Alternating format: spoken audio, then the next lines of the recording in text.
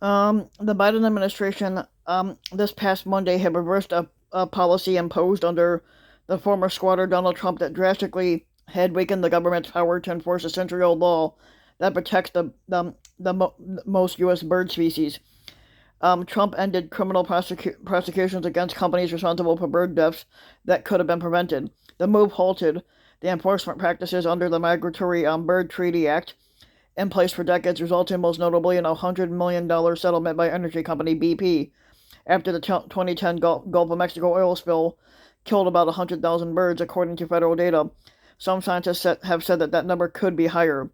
A federal judge in New York in August had struck down the Trump administration's legal rationale for changing how the bird treaty was enforced.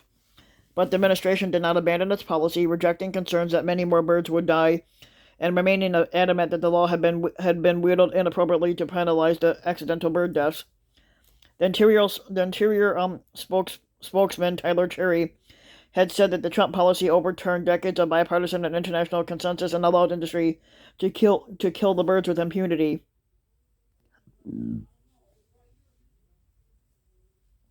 Cherry said in a statement that the agency plans to come up with new standards that can protect migratory birds and provide certainty to industry.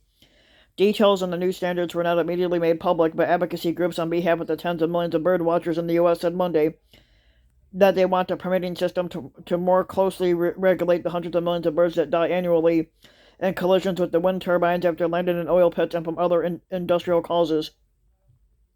While the industries have taken steps to deal with bird deaths, such as putting nets over the oil pits and making transmission equipment to prevent are market and basically marking the transmission equipment to prevent collisions, some individual companies don't handle the problem adequately, and there is no uniform approach.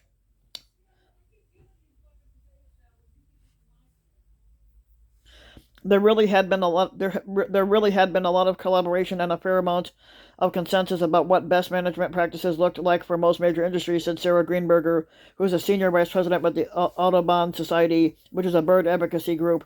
There was a lot of common ground, which is why the moose in the last administration was so unnecessary. Industry groups supported the Trump policy, but since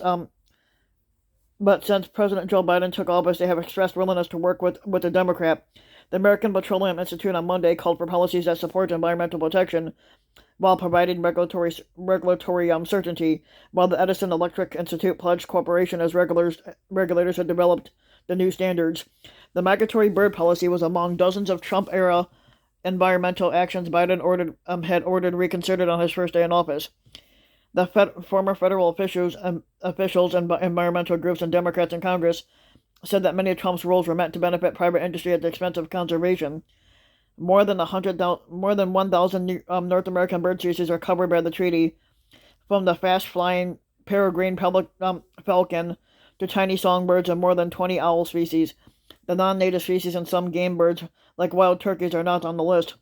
Besides the BP case, hundreds of enforcement cases targeting utilities, oil companies, and wind energy developers that resulted in criminal fines and civil penalties totaling $5.8 million between 2010 and 2018. The U.S. Fish and Wildlife Service officials have said relatively that few of the cases end in a criminal prosecution because most companies are willing to take measures to address the hazards that their operations may pose to birds. Industry and other human activists, from oil pits and wind turbines to vehicle strikes and glass building collisions, they kill an estimated 460 million to 1.4 million birds annually, out of an overall 7.2 billion birds in North America. According to the U.S. Fish and Wildlife Service in recent studies, researchers have said that cats in the U.S. kill the most birds, which is more than 2 billion a year. But Virginia's Democratic governor blamed the Trump administration's decision to end the enforcement of the migratory bird law for the 2019 destruction of a nesting ground for 25,000 shorebirds to make way for a road and tunnel.